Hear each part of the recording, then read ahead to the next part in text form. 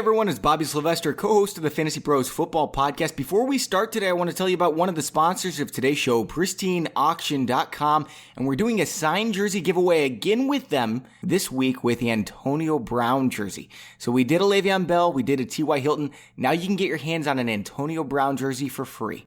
All you have to do, subscribe and review us on iTunes, take a screenshot and send it to us at contest@fantasypros.com, and it actually enters you into all of the sweepstakes we're going to be doing this year. And if you can, please go check out their website. I was looking through today. I mean, every single day they auction off hundreds of items for great prices. I mean, you can go out and get signed jerseys, signed helmets, all kinds of stuff for football. But the coolest thing I saw today, a Muhammad Ali signed boxing glove. It's at $250 right now. That is an absolute bargain. So go ahead and go bid on those right now. Support the sponsor of today's show and make sure to let them know that Fantasy Pros sent you. All right, on to the show.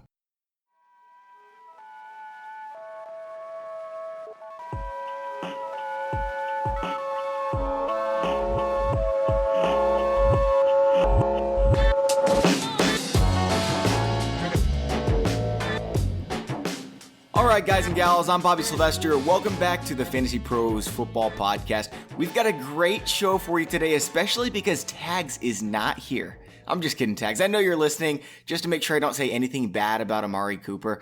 Guys, Tags has a scheduling conflict, so he'll be joining me for the second half of today's show to do a Dynasty mock draft. But first, I'm joined by the one and only Christopher Harris of the Harris Football Podcast. Chris, thanks for coming on the show. How was your off season? Good, I think. Did I have one? How are you, Bobby? Yeah, I did. I had one. It was good, but I was doing shows up until the past couple months. I sort of took off to write this almanac thing, and then, and now I'm back again doing shows. So the off season feels preciously short. But I mean, like, you were living in California, so even if you don't have an off season, like that's real nice. It was pretty cool. I had a great winter there. I'm now back in the armpit. I'm in Massachusetts, and it's not an armpit because it's gross. It's just the past few days have been, it's like Miami. It's like 100% humidity, raining every afternoon. I was promised good weather, damn it. So, Chris, I tried really hard to come up with something funny to say at the start, but then I realized, I'd just rather squeeze every bit of information out of you while I've got you. Plus, it's going to be plenty fun to hear you take my side on the Brandon Marshall debate. We've been having on this podcast with Mike Tagliere, and he's not even going to be able to defend his position, so it's going to be great. I mean, it's hard for me to talk and not be funny, so I think we're covered either way. That sounds good, yeah. Before we get into all that, some of our listeners might not know much about you, Chris, and how you're an evil Patriots fan. So why don't you tell them about your feelings on yards per carry, your film study habits, and about your awesome book? Yeah, my feelings on yards per carry are don't pay attention to yards per carry, not a sticky statistic. I mean, I have a show called the Harris Football Podcast you already mentioned. You can find it and my ranks at harrisfootball.com. Every day of the week. Right, not yet. It will be starting as of July 31st. It'll be every day, every weekday for 5 months. Right now, it's 2 times a week. So as we're recording this in July, it'll be Tuesdays and Fridays. And then the thing that I hinted at earlier is this player profile almanac, which I am currently breaking my head over a rock to create. It's like 100 and whatever page thing. I think you saw last year's, and it's going to be bigger and better this year. It's a few hundred profiles of film study. So basically, I spend the time and watch them all. I do that during the season. I watch every game, and then in the off season, I refamiliarize myself by watching a few games of each player and kind of recalibrate what I think about them. This year in the Almanac, I've actually given film grades to every player. So, for a running back, I'll give a power grade, an elusiveness grade, a receiving grade, and a situation grade. And so it's been a lot of work, but I think it's going to turn out great. I saw a sample of it, and it looks beautiful. I'm excited for it. And then I when I was with ESPN, 8 years, I used to write their print magazine. So the thing that we would all take with us into the draft with, the old print magazine, I used to write that. And so now that I'm on my own, I do the same thing, but it's a PDF. And the cool thing about that is that it'll come out August 1st, so you can pre-order now, harrisfootball.com. But twice during August, it will actually be updated. I will send out a fully updated version of the PDF where you will see the changes I made. I will highlight them based on injuries, based on depth chart shenanigans, signings, whatever. Reorder all the rankings, and so hopefully you'll be going into your draft with the most current. Yeah. And guys, also... He writes outside of football. He has this book, War on Sound. And I like him enough that like I ordered his book and gave it a read, even though I wasn't expecting much. Chris, you're really funny, man. It was a great book. It was really interesting. So if you guys can, check out that book, War on Sound. It was awesome. I really enjoyed it, man. Thank you very much. Yeah, I'm a fiction writer too, and that was a big project. Boy, I admire you for reading it. I knew we were best friends. I feel like we've codified it. So I alluded to it earlier, maybe a little bit more than alluded to it, but Brandon Marshall, Chris, brother, you have him ranked number 22 among wide receivers this season. And I know rankings are like prone to move during the preseason, but you've got him ahead of Edelman, Landry, and Keenan Allen. I love it. Well, not the Keenan Allen part, but I'm digging Marshall this season. So the Keenan Allen part, I've decided in the course of writing this almanac that I've mentioned I'm writing, that there are two players I'm most basically completely copping out on. It's Keenan Allen and Tyler Eifert, because who knows, right? I mean, we're just going to look for excuses during training camp to keep raising them, but right now, like I'm not going to rely on the Zapruder film of Keenan Allen at a mini camp to like say, oh, he's back. Like we don't know. So we'll put him aside, because I have a feeling he'll probably wind up rising as soon as we can convince ourselves. I'm really glad you didn't trash him, because when you started talking about him, I was like, no, that's not what I was going for. I want you to take my side on Brandon Marshall, not tag side on Keenan Allen. No. So Keenan Allen will, like, I'm scared of him, but he'll probably start going up. So, okay, Marshall. Like touchdowns. I just don't know how you don't get a lot of touchdowns out of Brandon Marshall in this offense if he's not healthy. It's what he's always done, right? Denver, Miami, Chicago, the Jets. He's apparently a terrible teammate, apparently incredibly annoying, and at some point, everybody in the Giants organization will hate him personally. Well, he's talking up Odell Beckham so much right now as one of the greatest wide receivers he's ever seen. So maybe Beckham will like him. Well, they'll be best friends for 1 year, and then then Marshall will say a bunch of dumb stuff, because he always does. So Brandon Marshall on film is incredibly annoying because he doesn't concentrate a lot of the time. Legitimately terrible hands.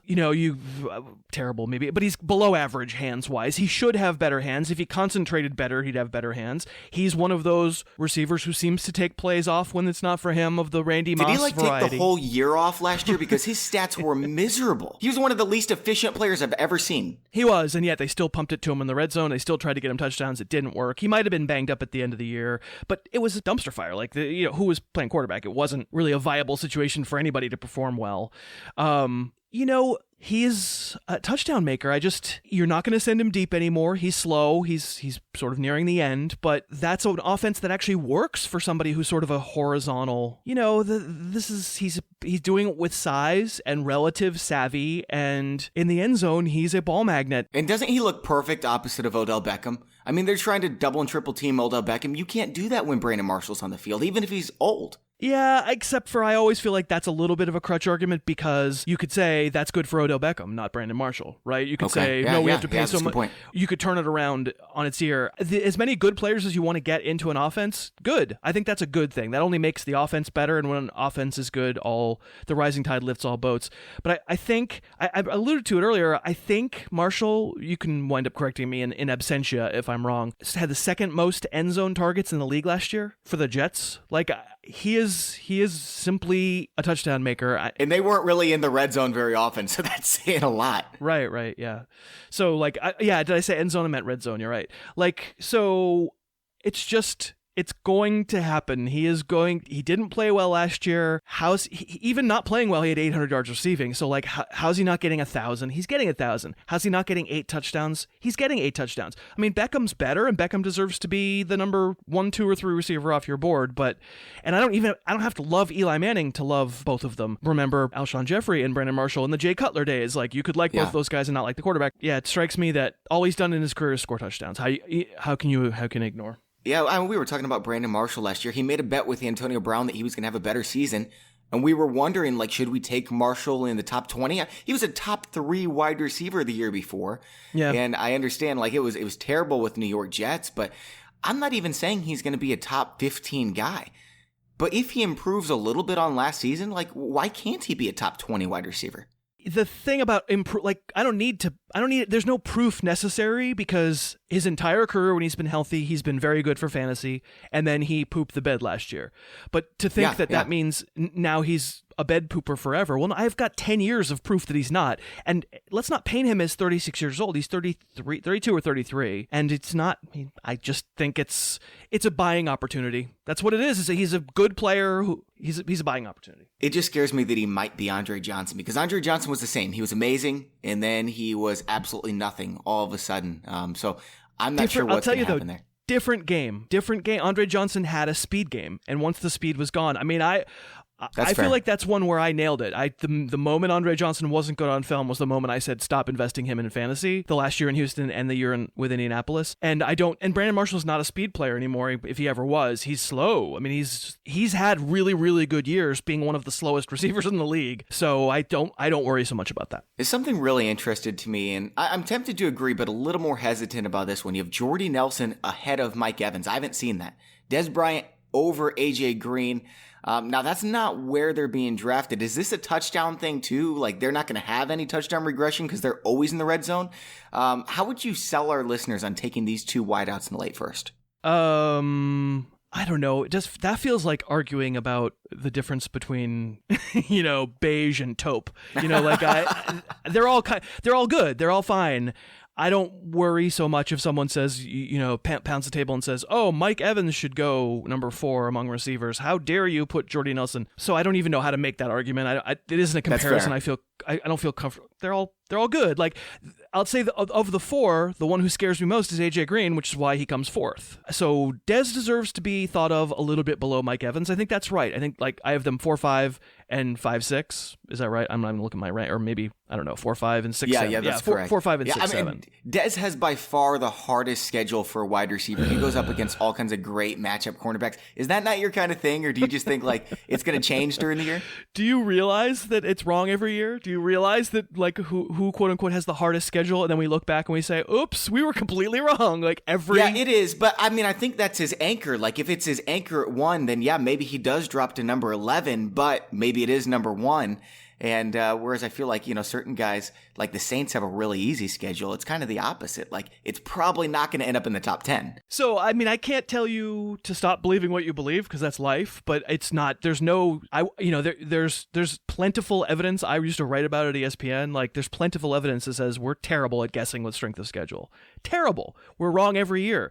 No matter what we base it on, whether we base it on yards allowed last year, 1 loss last year, there's no statistical metric that's good at predicting strength of schedule. It's terrible because we'll miss on the divisions. We'll say, well, of course, the AFC South is the crappiest division in the world, right? And then last year, suddenly, Tennessee's much better than we thought, and Houston's still okay, and the Colts are in playoff contention, and it was nowhere near the worst division last year. And now all of our strength of schedule is completely thrown off. That's one where I'm not with you anyway. There is one thing we do know, though. It's that the Los Angeles Rams are going to be terrible again. Right. Well, so the teams that appear not to be trying to win right away, right? There are more of them this year than I can remember. So the Rams would be that. The 49ers would be that. My God, the Jets would be that. I think the Bears would be that. And then maybe, if they're smart, the Browns are that, although they bought some free agents. And so there's a chance they're a little bit... Yeah, they could be all right. They shouldn't be, though. They're stupid if they do. They still need the quarterback. And if you're going to buy the cheese that there's 3 really good quarterbacks in this draft, you should want one of those first 3 picks. Yep. Because they decided 2 years in a row not to take a quarterback. I think it was smart. I think they did the right thing. Maybe, but they still need one, right? They don't have it. Deshaun Kaiser's not it. Josh Rosen is 10 times better than any quarterback that was in this draft. I'm convinced. And he might not even be the best. Like you said, there's 3 really good ones. Right. And so that said, I feel like we say that every year and then we look back and we go, oh, wait, we found all the flaws. He's not good. But let's take what you're saying. I kind of tend to agree. This 2018 class will be much better for rookie quarterbacks. Then the Browns should not win more than 3 games. That would be stupid. You've passed on Carson Wentz and you've passed on whoever, Trubisky or Mahomes or whoever, in order to what? Get Deshaun Kaiser? At some point you need a quarterback. So that's all by way of saying I agree with you that there are some teams out there that will be trying to lose. I agree. Now, we were going to have to disagree about something on this show, and today it's Terrelle Pryor. Tex and I are both completely anti-Terrelle Pryor. You've got him up ahead of my boy Sammy Watkins. How dare you? Well, you know how. You go ahead. You first start out with the anti-Sammy Watkins argument. Go ahead. Paint by numbers. Oh, no, I love Sammy Watkins. I know, but what's the argument? If you're going to make an argument against... The argument here is that in the last 14 games Sammy Watkins played with Tyrod Taylor, he was better than Antonio Brown in his last 14 games. No, but what's the argument against? Oh, I have no argument against him. Oh, the argument against for Sammy Watkins is that he gets injured every year. Tyrod Taylor doesn't pass that much. They're a running team, which I think is going to change this year because of the new offensive coordinator. But there's a lot to not like about Sammy Watkins. But if he stays healthy, he could be a top 3 wide receiver. Sure, he has lots of upside, but he also could be outside the top 100. Give me the upside, baby. I'll take the upside. Oh, okay, but I mean, there are players, how many players could I name among wide receivers right now who have higher upside than Sammy Watkins? The very, very best Sammy Watkins can be after his 28-catch, 430-yard receiving season last year. 15, 20? In that offense, Sammy Watkins is not gonna break Jerry Rice's record or break Randy Moss's touchdown record. It's never, ever, ever gonna happen, right? There's no chance. There are some players who you could argue could, but he's not one of them. He's very, very talented. I love him, talent-wise. But really, honestly, the argument against and the reason to moderate on Sammy Watkins is the first thing you said. It's just, we still don't know if he's healthy. We still don't know. How can you proclaim, I'm 100% sure he's healthy? Like, they're still talking about the foot hurting. So, agreed that he is more talented. If I was going to just line up talent-wise, he's more talented than 17. But I don't think he has the tippity-top upside, despite the talent, because of the quarterback and the situation. Plus, there's dramatic, scary, awful, terrible, we've seen it 2 years in a row downside that I think you have to factor in. You want to talk about Pryor, though? Yeah, let's talk about Pryor, okay? Okay. Because, he was the only guy on the Cleveland Browns last year. They had to throw him the ball.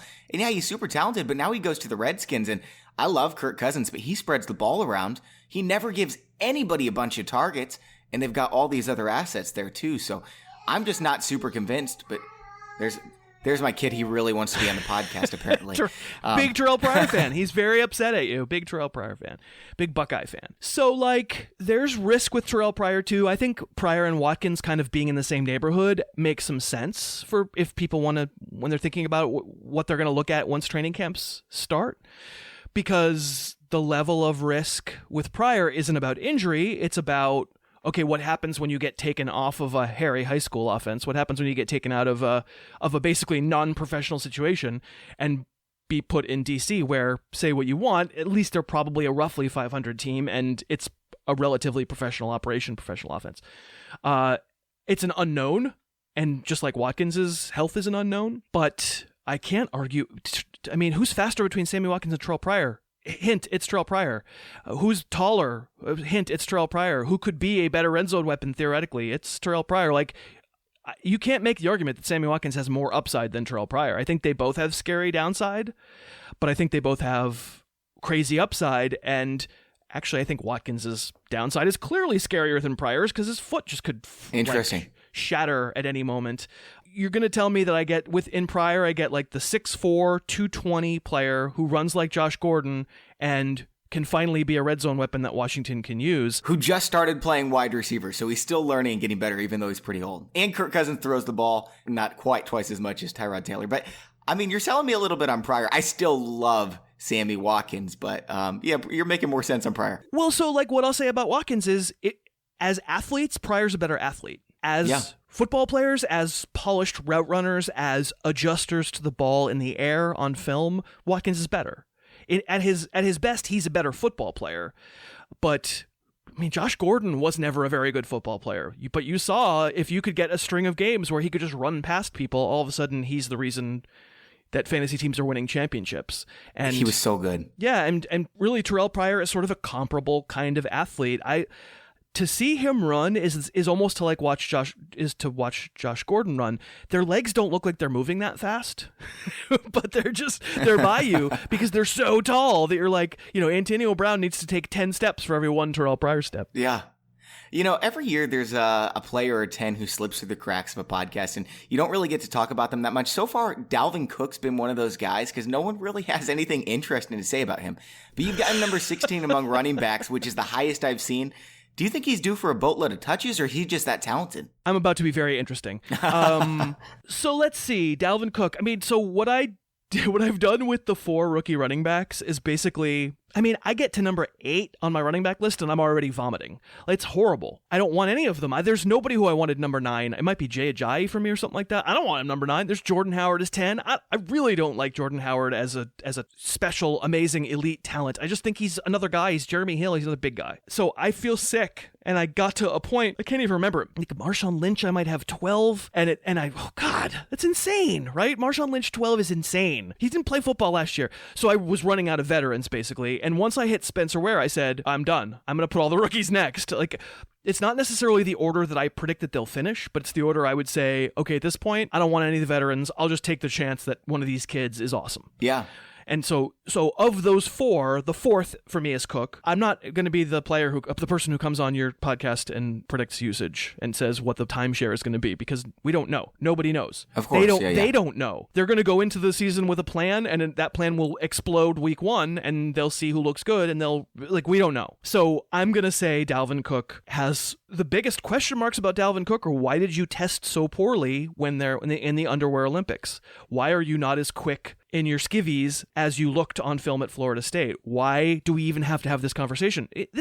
He was going to be the first running back taken, maybe, over Leonard Fournette. He was definitely going to be a top half of the first round player, and people got scared off of the athletic profile and maybe some of the off-field stuff. I just watch that Florida State film and see him when he gets a crease, when he gets just a sliver, the way he can go from 0 to 60, unlike almost anyone I can remember. And it's college, but it's still, you're still going fast. I just can't believe it doesn't translate. And I have to believe it's just some weird test flunking, like maybe just he choked or something.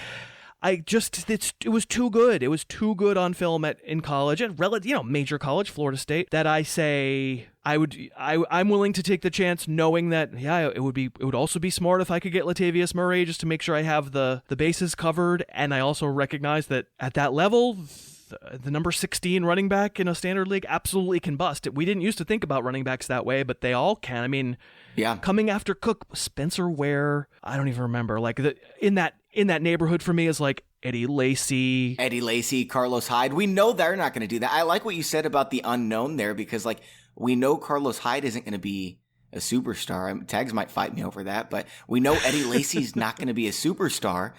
Isaiah Crowell, we're going to talk about him later, but I don't think he's going to be a superstar. I'm not impressed with him at all. Actually, let's talk about him right now, okay? Everybody has him so much higher. He's going in like the 3rd round. What gives with all of this hype? And please tell our listeners why you're low on him.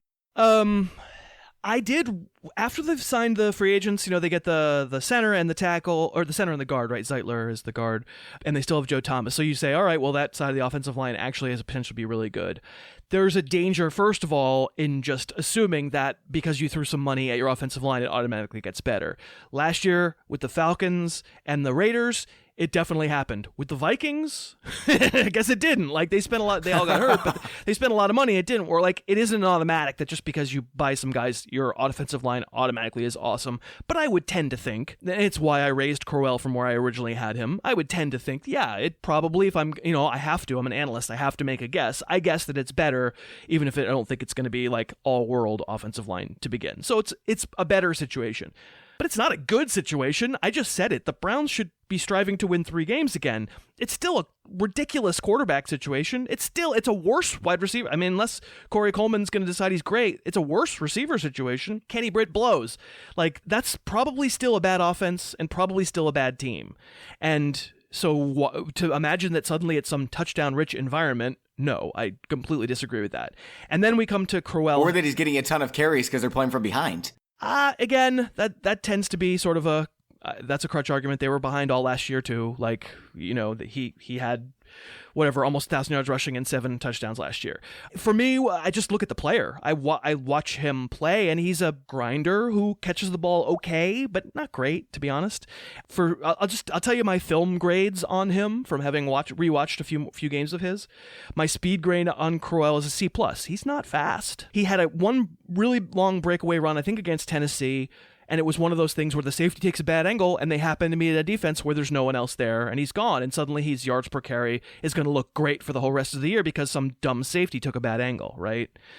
In terms of elusiveness, he's a C- for me. There's no wiggle there at all. He's not dancing around anyone, but he's a good power back. I have him A- for power.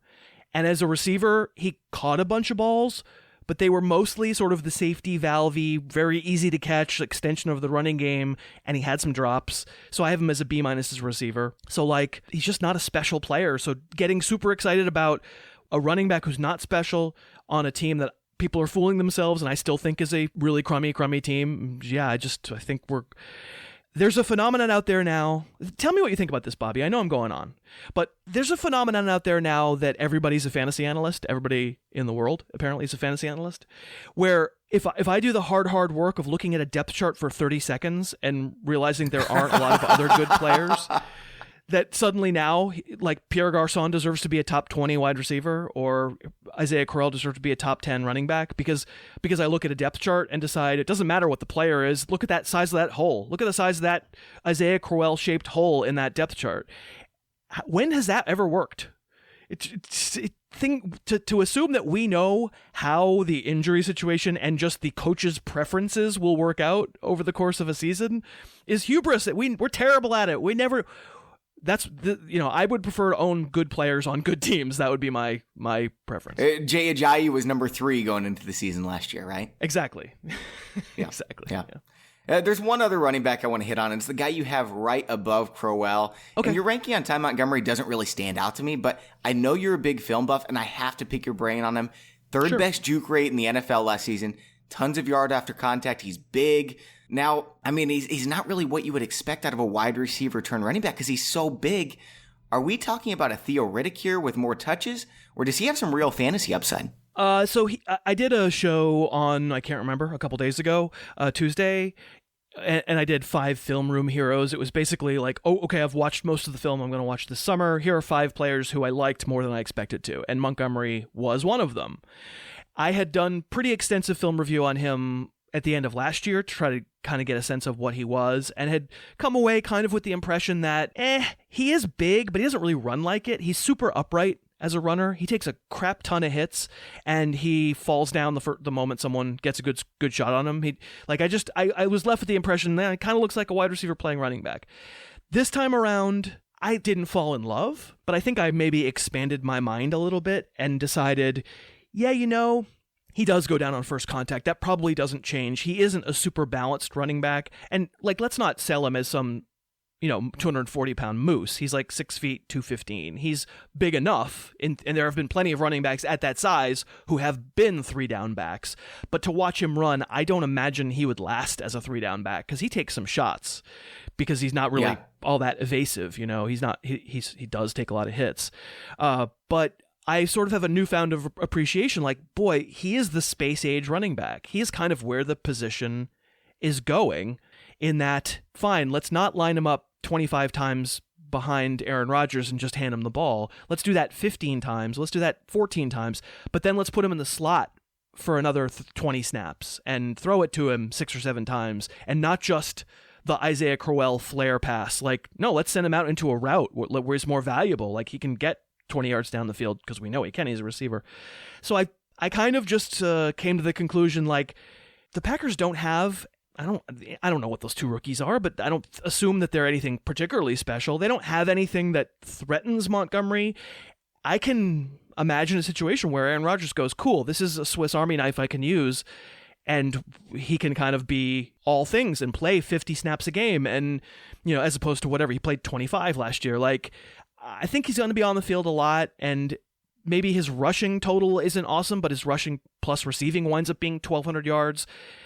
I don't think he's going to be very good in short yardage. You're probably getting Aaron Rapkowski touchdowns. But I think as an RB2, I like him more than I expected.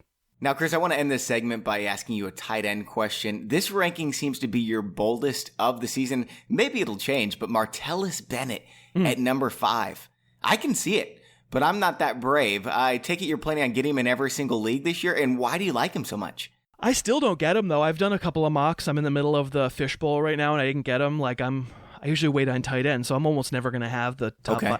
And I'll also say, like, people who listen to my show know this, but and you know this, but like people who listen to this show might not, like I don't pay any attention to ADP until like mid-August. I want to have my opinion be my opinion. So I always come on these shows and people go, why are you so revoltingly high on Martellus Bennett? I'm like, oh, I am? Oh, cool. I didn't know the market hated Martellus Bennett. So this is news. Yeah, I can tell that was your reaction.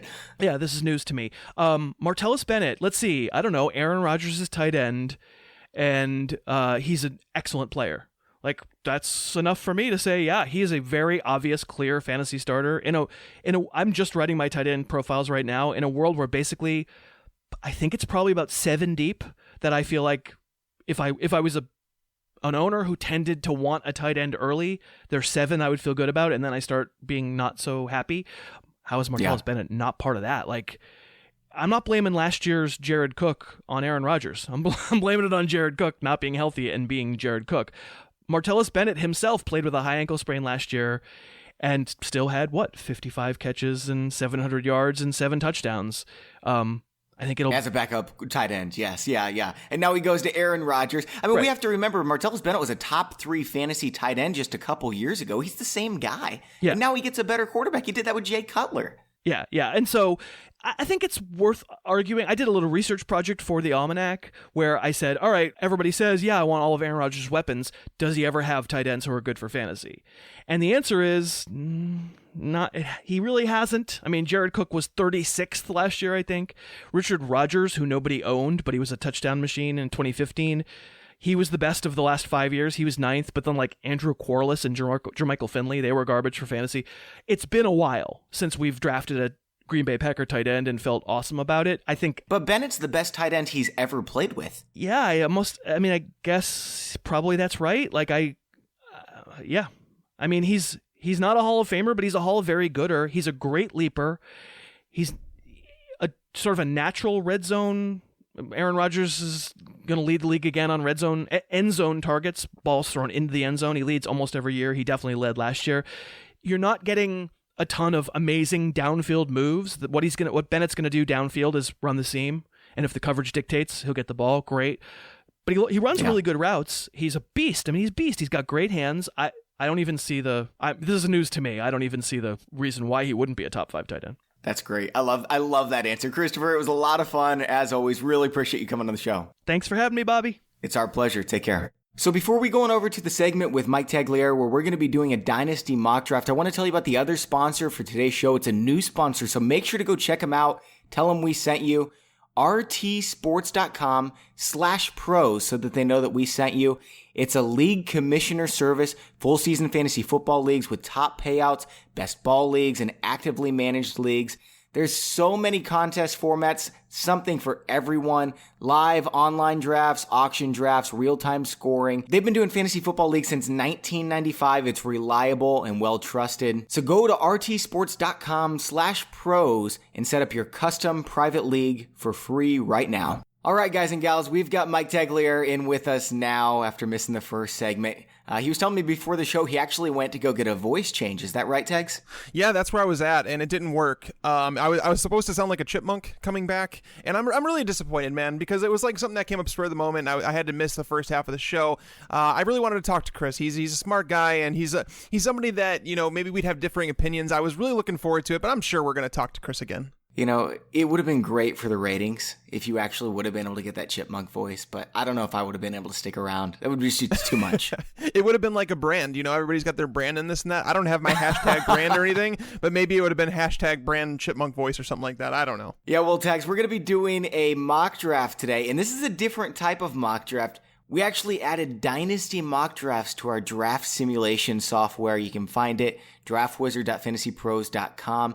And so what we're going to do today, you can just type in that URL and follow along with us. It's going to grade us at the end. Just click under league type Dynasty. We're going to go with a standard league, snake draft, 12 teams, randomize your draft order, and then roster positions, 1 quarterback, 2 running backs, 3 wide receivers, a tight end, a flex, and 4 bench players. So we're only going to be drafting 12 players today. And I'm making a new rule, okay? No backup quarterbacks, no backup tight ends. Because no one's listening and cares who our backup quarterback is. There's no sense in drafting a backup quarterback in most leagues. It's just it just helps pad our score. So let's not do that today. What do you say, Tex? I love it. So, Bobby, I'm excited for this. When you told me, you're like, hey, how about we do a Dynasty mock draft show? And I was like, yes. Like, I wish we would have done this sooner, because Dynasty is something that's a little bit different than the redraft scene, where, it's more of your opinion on a player. Yes, his situation does matter more than some people let on, but it does matter, because I released an article earlier today, Bobby, and it was about tight ends to avoid. And one of those tight ends to avoid was O.J. Howard. And one of the Bucks beat writers actually got at me and said, of course, yeah, it's okay. It's one of the worst situations possible. I'm like, no. For fantasy football, it's completely different than on a team standpoint, because O.J. Howard, obviously, while I don't like him in redraft, in Dynasty, it's a completely different monster, because I'm betting on the player in the system down the road. Man, people get after you a lot. Maybe that's why you were trying to do the chipmunk voice. It would be hard to go after a chipmunk voice guy. It would, right? I mean, you'd want to argue with me, and it would just come out totally harmless, like Alvin and the Chipmunks. People don't really get after me on Twitter that much about fantasy football yet. They do big time on baseball. I don't know why, like rabid fans or whatever. But when you go on Reddit, man, people are just vicious. And it's like they don't even read the articles either. So if you're a Reddit guy, like, please just read the articles before you just start bashing it and like talking about something that was already covered in the article. Oh, that's a pet peeve of mine. Yeah, no, for sure. Like 100%. And honestly, like, Twitter's always been good to me, but recently, I don't know what it is, but this offseason, I've got more trolls that have come my way and have kind of trying to, be mean. And I always respond in a way that's nice. Some people block them, some people do that. I just think, maybe this person's having a bad day. All I'm going to say, This is why I said this. I hope you have a better day, buddy. And that's basically where it ends. And a lot of people respond to that pretty well. So I try and take it in stride and understand everybody has bad days from time to time. Well, I'll tell you what, Tags, everyone is going to be mocking you on Twitter after this draft, because I've lost 2 in a row to you, so I'm just going to flat out whoop you this time. And I randomized my draft order and got the number 1 pick, so it's looking good right now, man. What's funny is I actually got the number 1 pick twice, and I was like, no, I'm going to randomize it again because I know he'll say I cheated. So I actually got the number 4 pick, which I'm okay with. Oh, number 4 pick. We've already been talking about how that's like the best case scenario. So in redraft for sure, but I mean, with the number 1 pick, let's see if Bobby screws this one up. I'm not screwing it up. I'm taking Odell Beckham, man. He's 24 years old. You don't go with a running back in Dynasty, number 1 overall, because let's face it, David Johnson could get a knee injury and never be the same running back again. I guess Beckham could too, but the chances are a lot slimmer. Beckham has done nothing but be one of the best wide receivers in the league from day one. He's the man. Is that who you'd take, Tags? Oh, for sure. 100%. I've actually tried in a few of my Dynasty leagues to go out and get Beckham. I didn't know what the cost would be, but people are essentially refusing to trade him. And it's a fair thing to do because, when you have a guy like that, like a guy like Antonio Brown or whatever, you ride him throughout his career. He's not a player that you're looking to trade because it's unlikely you're going to get a player in return that's going to deliver as long as someone like Odell Beckham. So I love the pick. And if he gets more consistent quarterback play, like let's say Davis Webb is a better quarterback than Eli Manning in terms of consistency, the sky's the limit for Odell Beckham. Who are you taking at number 4? Number 4, it's a tough choice. David Johnson and Le'Veon Bell are on the board, but as you know, in Dynasty, you want wide receivers because they last a little bit longer. But, it's weird. I got in this discussion the other day, and it kind of changed my mind about this because Amari Cooper is someone that I have as my number 4 wide receiver in Dynasty right now, right behind Odell Beckham, Antonio Brown, and Julio Jones. Antonio Brown, I was almost to the point where I was going to move him below Cooper, but then I realized Antonio Brown's 5'10", 5'11", depending on where you look. He's a receiver that doesn't take much abuse. He's a great route runner. I think he could be like a Jerry Rice-esque type player, and he could play into maybe 35 years old. So agree. I'm going to take elite performance out of Antonio Brown here. Julio Jones is a year younger, but the injury concerns do play into that a little bit. And Amari Cooper, as much as I love him, I'm going to go Antonio Brown here. Don't tell anyone I said this.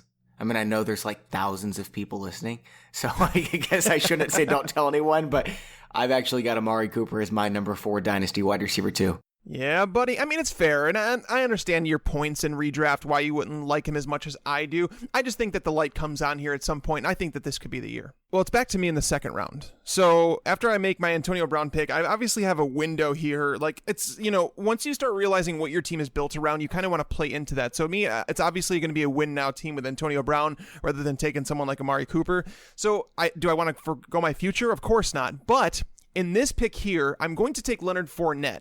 And the running backs who are on the board in this range are the Jordan Howards, the Christian McCaffrey, Joe Mixons. But I think Leonard Fournette, I mentioned it earlier today, someone in my Dynasty League offered me 2 first-round picks in 2018 for Leonard Fournette, and I turned that down.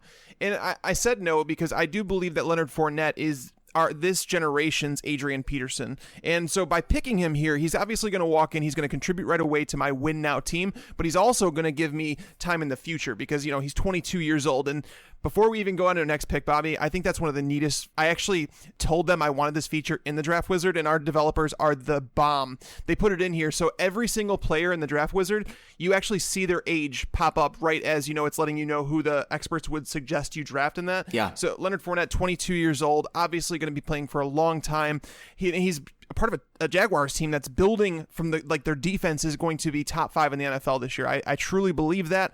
The quarterback position is going to be solidified, not this year, obviously, but I think the next year they're going to end up maybe trying to snag Kirk Cousins. Who knows? But can you imagine that defense with Kirk Cousins at quarterback, Allen Robinson outside, Marquise Lee, Allen Hurns, and Leonard Fournette? Like, come on. That's cheap. Yeah, man. That's exciting. That's really exciting. Yeah, I've said it before, man. Our developers are incredible. Like, I'm the least talented person on this team, except maybe Andrew. Like, actually, definitely Andrew. But yeah, our developers are amazing. They build these great tools. And it's so fun. We can do drafts like this during our podcast. Guys, I'm taking Rob Gronkowski here. I mean, I know he's 28 years old, and that's a little bit old, but I mean, in tight end years, that's right in the middle of his prime. I know he's got injury risks, but I love Gronk. I'm pulling the trigger here. And then I'm going to do something really odd here, and this is something that I will do in Dynasty redrafts. I know that the experts aren't on board with me, and this is probably going to kill my draft grade, but I reach for quarterback here with Andrew Luck or Aaron Rodgers. Again, I know Aaron Rodgers is 33 years old, but you can't tell me he's not going to be a superstar for the next 4 or 5 years. I'm taking that and putting it in my back pocket. There's going to be running backs that drop. I might get DeMarco Murray later in the draft because it's a dynasty league. And, running backs are just so volatile. I'm taking the best players this year, and I'll figure it out next season as it comes. But right now, I want my quarterback, and I know he's going to be a star for 4 or 5 years. For sure. Actually, what's funny about this, Bobby? So what I'm drafting off of is my article that I did. I'm sure you've seen it, my Dynasty trade value chart. And when looking at the players who are on the board this range, we're looking at Rodgers, who I have valued at $42. And then we go down to Mixon, who is 39, Doug Baldwin, the top wide receiver, at 40, and then Travis Kelce's 40. So it tells me that my chart is actually really, really good in this area, and it tells me that I'm right in line. And I'm with you. The stability of Aaron Rodgers cannot be overlooked. There was an interview yesterday that popped up and where he said he's on the back 9 of his career. Of course he is. He's 33 years old, but as we've seen, Tom Brady, Peyton Manning, even to a certain extent, these guys playing into their late 30s and even, early 40s with Tom Brady, where I will take another elite 6 or 7 years out of Aaron Rodgers rather than, maybe like if I didn't pick him here, I'd probably go Travis Kelce. But I'm just going to go with the lock here. I'm going to go with Aaron Rodgers and just be done with it. So does Kelce drop to you in the next round? That's the big question. No, he did not. My number 3 and 4 tight ends are still there, Eifert and Jordan Reed, but I'm not necessarily... Eifert, I worry about injuries. Jordan Reed, he's always been an injury guy, so I think that's why those guys end up falling down the board. So, but after I make that pick, so my team right now is Aaron Rodgers, Leonard Fournette, and Antonio Brown. I mean, that's a solid start. That's here. Amazing. Yeah, I'm pretty happy about it. Now, the wide receivers are flying off the board to where it looks like my top wide receiver is Martavis Bryant, and the pick predictor is basically saying that he should be available because people, are concerned about the suspension. So I'm going to go ahead and grab my second running back here in the 20-year-old Joe Mixon out of Cincinnati. So, I mean, I debated him, back when I picked Aaron Rodgers. I was debating him there, and he's just someone that he does it all. We talk about these running backs that come in, P. Ryan, Rob Kelly, and, trying to discuss, okay, what running back does this? What running back does... Teams want a running back like a Matt Forte, like a Le'Veon Bell, like a David Johnson. Joe Mixon has that skill set. He can play on all 3 downs. He can pass protect, and they're going to need that with the offensive line that they have there in Cincinnati right now. So Mixon, I think he's game script proof, and by drafting him where they did to trade up to get him when other teams wouldn't even draft him, it says a lot about what the Bengals think. And I've said it throughout this offseason, Bobby. What is the only way to get the media to stop talking about the Joe Mixon incident? You put him on the field, you let his play do the talking, and that's what's going to happen, and he's going to play well because he is that good of a player. Tags, your team is perfect right now. You could simulate the rest of the draft, and almost beat me. Well, I don't want to say I'm going to beat you, but Odell Beckham is pretty solid with the first pick. You do have Rodgers. So, I mean, I think we're close. I think it's still too early to tell, but it's looking good so far. So I was hoping DeMarco Murray or someone would fall to me. DeMarco Murray fell to me. So he's my first running back. I'm really happy with that. And then my other options here, I've got back-to-back picks on the turn. I could go Tyler Eifert. I'm actually going to wait on tight end. I'm sure I can get myself a Greg Olsen quite a bit later, just for 1 or 2 seasons, and I'm fine with that. Mike Williams is the top wide receiver. Terrelle Pryor, who Chris Harris was hyping up earlier and actually sold me on quite a bit. I was telling Tags before the show. Tevin Coleman's the top running back. Isaiah Crowell I could go get, but you guys know I don't trust him at all. So I'm actually going to go Mike Williams here. Top 10 draft pick. He's 22 years old. I don't know what he's going to do this year, but down the line in a dynasty league, I love it. He could really pay dividends. He definitely can, and it's one of those things where it's like I'm having difficulty with the whole San Diego passing attack in general, trying to figure out where things are going. But picking a player as high as they did, it was 7 overall or 8 overall, where they selected him. I think it was 7. McCaffrey was 8. So number 7 overall, they're going to try and find every reason to get him on the field. It really stinks that he has missed basically the OTAs and he's going to be out for a little bit. That's going to take some time to establish. But we're talking about dynasty, like you said, and Keenan Allen's not going to be around forever. Tyrell Williams might go on to sign with another team. We don't know, but I have no issues with the pick. So I mentioned on the way in the last round, the 4th round, that I was debating Martellus Bennett, but looking at it, when I have Antonio Brown, it's like, man, I really don't want to just tie everything there, because what if Ben Roethlisberger retires and, their value isn't as high? Martavis Bryant is supposed to be a free agent next year. So Josh Dobbs, baby. No, that's not the answer. I know. I wanted them to take Kaiser, to be honest with you. I think Kaiser would have fit in really, really well. I think he's perfect fit. Yeah, I think he's a replacement for Roethlisberger. But maybe they'll trade for him, because we were talking earlier. Maybe the Browns will get a top 3 pick. They'll take one of those great quarterbacks in the next class, and they'll trade Kaiser for cheap. Maybe. That actually wouldn't be a bad idea, because I really did want to see him, because he had time to develop, and you don't want Cleveland to push that guy into action. Yeah. But one of the players that we're still talking about a little hype, it's last year this time, I think he would have been going as a 2nd or a 3rd round pick in startup dynasties. We're in the 5th round now. Devontae Parker is still on the board.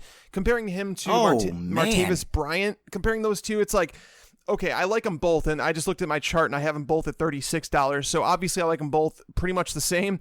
So I'm going to go Parker here, considering I have Antonio Brown on my team. Devontae Parker, I just think that he's in the long-term plans for the Miami Dolphins alongside Kenny Stills, whereas Jarvis Landry is someone that it seems like they're ready to move on from. He went in the 4th round in my draft. I probably would have taken him over Mike Williams there. Yeah, definitely. I definitely take Devontae Parker over Mike Williams. Looking at Mike Williams is 33 on mine. So, I'm not going to complain getting him in the 5th round. I know that we haven't exactly seen him break out or anything like that, but as my number 2 receiver behind Antonio Brown, I'm good with it. So who are you taking here in the 6th? All right, so the 6th comes back around, and this is where it gets dicey, right? Because I'm looking to fill other wide receiver spots, and the top players on the recommended picks are Josh Doxson, Randall Cobb, Sterling Shepard, Willie Snead, that area. But I've said it before, I really do. I don't kid with people when I say I like John Ross. I really mean that. John Ross is someone that I've said it before. I think that he can be a better version of T.Y. Hilton. Does it mean that he's going to come in the league and just start dominating right away? Absolutely not.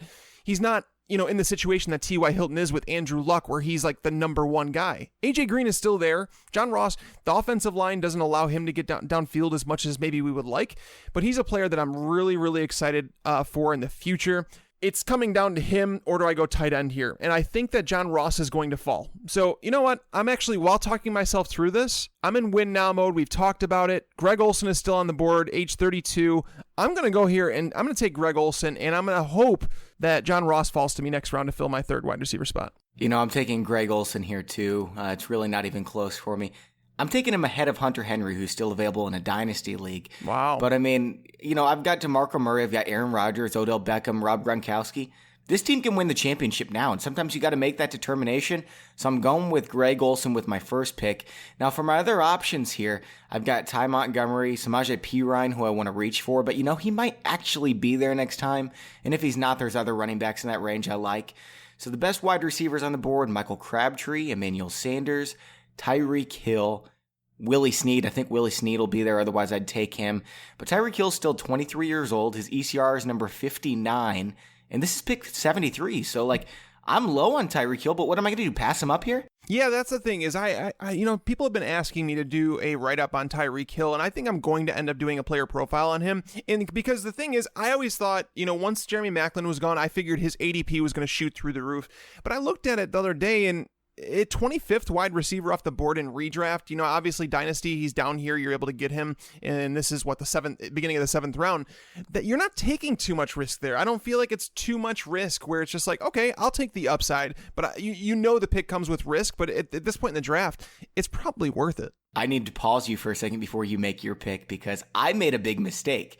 I have Rob Gronkowski, and I just took Greg Olsen. So fortunately for me, one of the features on our draft wizard, thanks to the developers, revert pick. I'm going to click that button twice, and then I'm going to make my pick again. For those of you listening at home, Clinton, go ahead and leave this one in the show because I want people to know that you can do that. So I'm going to go ahead and take Tyreek Hill as I was, and then I'm going to go grab Ty Montgomery. So I am completely forfeiting week 8. I've got 6 players on the bye for week 8, but that's fine. I'd prefer to do it that way if you can. I'm never going to go into a draft trying to figure out a way to do that, but if it starts to go that way, yeah, it's a nice way to go. Yeah, you know what the funny part is about that? And I think a lot of people wonder about that. Because I remember when I first started playing fantasy, I remember I paid attention to bye weeks and it meant this and that. Now, I'm not kidding that the only time that I actually pay attention to bye weeks at all is in MFL 10s because MFL 10 rosters are best ball. And if you have all of 4 of your 5 running backs on a bye in week 11,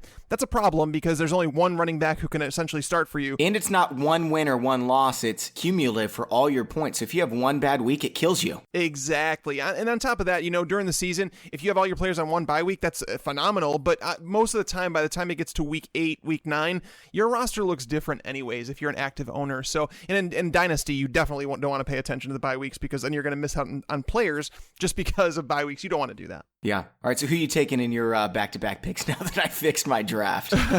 All right. So, man, it's such a big gap from this pick until my next one. So I feel like I need to get my 3rd wide receiver here, and I can't wait on John Ross anymore. So I'm just going to take Ross here and not risk the chance that he doesn't get back to me.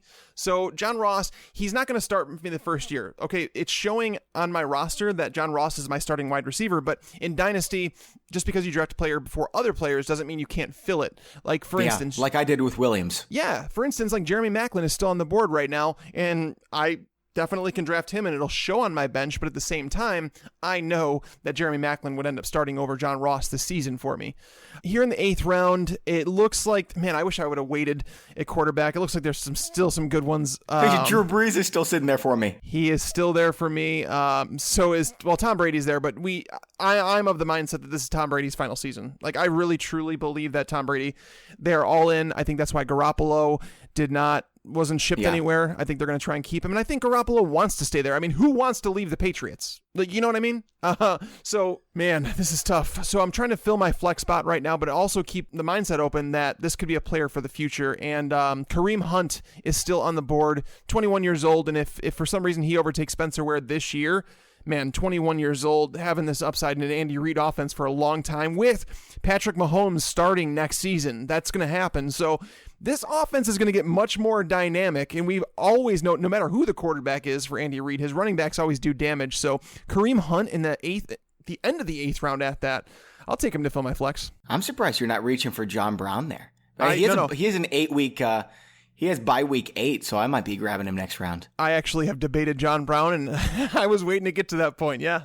All right, so it is back to me, and, I like Mike Gillislee there. Theo Riddick is the number 1 Dynasty running back on the board, but, I'm in win now mode. Marshawn Lynch is still there, too. I could just go back-to-back and get Gillislee and Lynch, and then my running backs would be Murray, Montgomery, Gillislee, Lynch. That's just naughty. That is just so good. But I also need another wide receiver, and Michael Crabtree's the best, and then Kelvin Benjamin. Then there's a huge fall off. So I'm taking Michael Crabtree definitely, and then I need to decide between the other two. So let's see here. I'm going to go with Gillislee. No, I'm not. I'm going to go with Marshawn Lynch, because here's the thing is, like, Gillislee is quite a bit younger than Marshawn Lynch, but, like, who knows if Gillislee even starts another year after this? Who knows if he falls apart? I know what Lynch is going to be, and having him as my flex, that's just cheating, man. In a win now team, I understand the pick. So Marshawn Lynch is the definition of a 1 year and done. Like I don't think he's playing beyond this year. So you're paying to basically, you're saying with that, when you draft Marshawn Lynch like that, you're almost saying I am playing to win right now. Whereas if you draft someone like I said, Jeremy Maclin, you're probably going to get 3 or 4 more years. It still gives you an opportunity to win now. I'm not saying I don't like the pick, because Lynch, we had Jeff on the show and he was talking about Lynch and the fact that, don't buy the fact that he's done. I think that there's concern for sure, but we're talking about, the end of the 8th round, beginning of the 9th, where this is where championship teams they start to be built. You know what I mean? Yeah.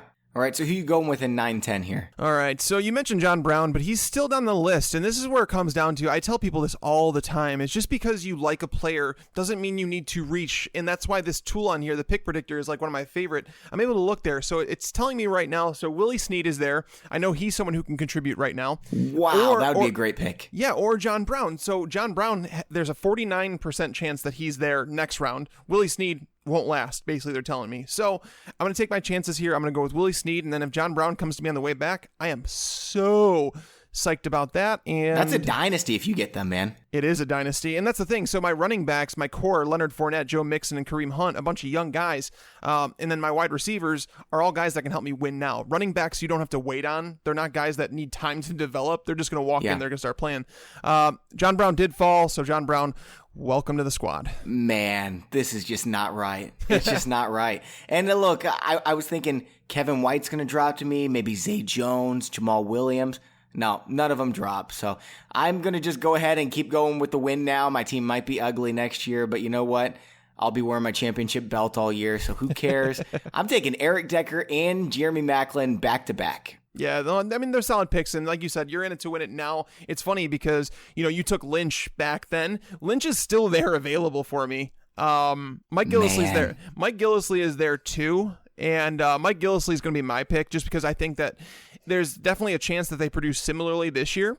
I believe that, and the fact that Mike Gillislee is 26 years old and Lynch is 31, that obviously plays into it as well. So I'm going to go with Mike Gillislee here. I'm jealous, man. Your team is awesome. I love my team. I would be thrilled if this was a dynasty team of mine, but yours is top notch. I'm looking forward to reviewing them. So who's your round 12 pick? Yeah, definitely. I do want to give a real quick thing, like let everybody know. So we're drafting against Dynasty ADP that we get from Dynasty League Football. So we have a partnership with them now where they supply us with that information. And that's why I think it's great what we're doing here with the Dynasty Mock. So if you have a Dynasty draft coming up, definitely use it for preparation. Yeah, and you can set it so you can just do rookie drafts too. It's really cool. Yes, it's fantastic. I love the tools that we have here, not including myself.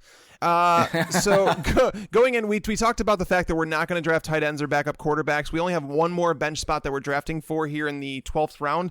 So I snagged Mike Gillislee last round. I'm going to go with another wide receiver here, and I am going to take Jeremy Maclin because I do believe Jeremy Maclin has a few years to give, and I think people are undervaluing him. So Jeremy Maclin is now obviously with the Baltimore Ravens. Joe Flacco has a bigger arm than I think any quarterback that he's ever played with. They've talked about the fact that they're going to use him in that Steve Smith role, which isn't exclusive to just short routes. Jeremy Maclin can go over the top just as Mike Wallace can, just as Brashad Perriman can. So Jeremy Maclin is someone who's going to contribute this year for me, and I also believe he's going to contribute for years to come. Okay, so I've got the very last pick in the draft. So there's like an 80% chance this guy is going to be cut from my team. So I'm going all upside here. Dorial Green Beckham. Oh, God.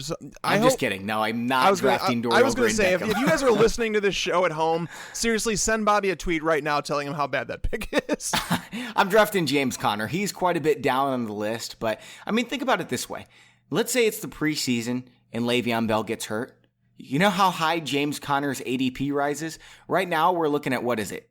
210, something around there, 180, something like that. His ADP, I guarantee you, rises into the top 40 if Le'Veon Bell gets hurt for the year. Oh, of course. Like, if Bell goes down, James Conner immediately vaults into the RB1 discussion every single week. Yeah, so here's the thing. I'm drafting James Conner. If Le'Veon Bell doesn't get hurt in the first 2-3 weeks, well, I just cut James Conner and pick up whoever it is I need, but I'm taking the big lottery ticket gamble here, and if it works out, it's just going to be beautiful. Yeah, well, you're going to be sad when you hear the score of my team because it is phenomenal. Okay, I got an 87 B+. I don't know if I've ever not gotten A before, except for that one draft where, what was it? What kind of draft was that? A 2 QB draft where I waited and my quarterbacks were like Ryan Tannehill and Cody Kessler. That was horrible.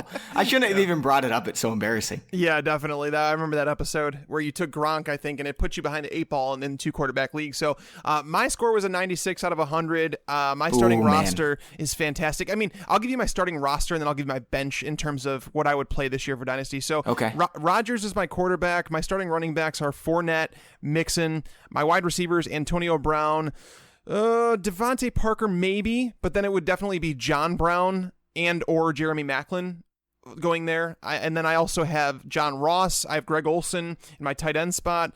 The flex can go to Kareem Hunt, Mike Gillislee, Willie Snead. So this is goodies galore. So I love my people team. In your league are just going to quit because you dominated them so much. Way to be a bully. I don't want to be called a bully. I'm a nice guy. That's why I wanted to get my chipmunk voice. Yeah. Here's my roster, guys, and I don't even really want to say it after Tag said that, but I've also got Aaron Rodgers, DeMarco Murray, Marshawn Lynch is going to be starting for me over Ty Montgomery. My wide receivers, Odell Beckham. I've got Tyreek Hill, Jeremy Maclin, Eric Decker's my flex. On the bench, I've got Michael Crabtree, Ty Montgomery, James Conner. Oh, and my tight end is Rob Gronkowski. So, by good. the way, my tight end is Rob Gronkowski. Like, no, that's not bad. It's not bad. I'm sad, man. It's not bad, but I feel like this has been graded on a Dynasty mock, and I love that about this tool is that it graded on a Dynasty because your team is good for win now, right? But my team would stomp yours this season. I think so. I don't know if I would go that far. Okay, stomp is the wrong term, but I'd beat you. So anytime I have a chance to beat you, I'm going to go ahead and use the term stomp. No, but I think that's why the grade is fair. For a Dynasty mock, you know, B minus ish, whereas mine definitely was an A. Like my team is ready to run the table for about 3-4 years. Yeah, I got a question for you, Tags, before we end this thing. I saw Ryan McDowell ask this on Twitter the other day, and I was curious what your thoughts were. Okay, so Saquon Barkley, running back for Penn State, if he was available in this draft right now, would you take him over Fournette? No, I wouldn't take him over Fournette. It's close, though. I'm not going to lie. I don't get into college guys too much, but I do know who Barkley is. Like, if you don't know who he is, you should watch some tape. But I'll be interested. I'm going to be interested to watch him this year. And I think it will depend on landing spot, too, because that's going to play a factor. But, yeah, I think that if Barkley were to be thrown into a startup draft right now, I think you're looking at him in the middle of the second round. I'm sure some people would take him at the end of the first, but me, I would take him over. I'd probably take him over Gurley. I like Fournette over Gurley in Dynasty. I like Fournette over Melvin Gordon. I think Fournette is my number 4 running back in Dynasty, as a matter of fact. So, I mean, what it came down to me is, you don't know where he's going to land. Like, let's say he just goes and lands in a really crummy situation. Yeah, like the Rams. Of course I'm not going to take him over Fournette. Yeah. What if he goes and lands with the Rams? But say there's 2 alternative universes, okay? One of them you've got Fournette on the Jaguars, and one of them you've got Barkley on the Jaguars. I think I'd take Barkley. Probably. He's a better 3-down back in terms of his hands are better than Fournette's. Like the reports that are the Jaguars are coming away somewhat impressed of what Fournette's been able to do with his hands, but I'm not going to fall for that. I know that he's not a 3rd-down back. Like he's not a guy that's going to catch 30, 40 balls a season. That's just not going to happen. I expect Adrian Peterson-esque numbers, and when I say that I think he's the Adrian Peterson of our generation, I mean that in the fact that Adrian Peterson was never a great receiver, but that's okay. Yeah, he's a running back, and he's going to dominate. His hands are so bad that he fumbled like 80 times a year. Well, Peterson, but no one ever cares about that because he was so dominant. Well, if Adrian Peterson had played for like Norv Turner, he would have been screwed. He probably would have been benched and we never would have known. It's so true. It's true because, I mean, we continually saw that Norv Turner just does not play people that fumble. Yeah. All right, guys. Well, that's all we have for the show today. Tags, I've got to say I'm relieved you didn't go through with the chipmunk voice. No, I'm kind of happy too.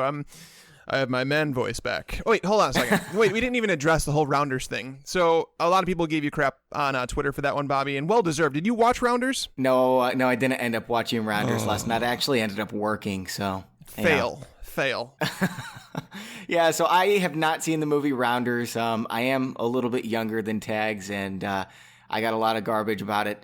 Tags made some impression, and I thought maybe he was just having a stroke or something. So I was just like, okay, let's move on. And I ended up watching the clip, and it was spot on. Tags, that was That was phenomenal. Thanks, man. It's a horrible accent in the movie, so my horrible accent worked out pretty well. All right, guys. Well, if you don't already follow us on Twitter, it's at BobbyFantasyPro and at Mike Tagliere NFL. Don't forget to sign up for the Antonio Brown signed jersey giveaway sweepstakes from pristineauction.com. For Mike Tagliere, I'm Bobby Sylvester. Thanks for listening and enjoy your football. I just wanted you to watch me dissolve.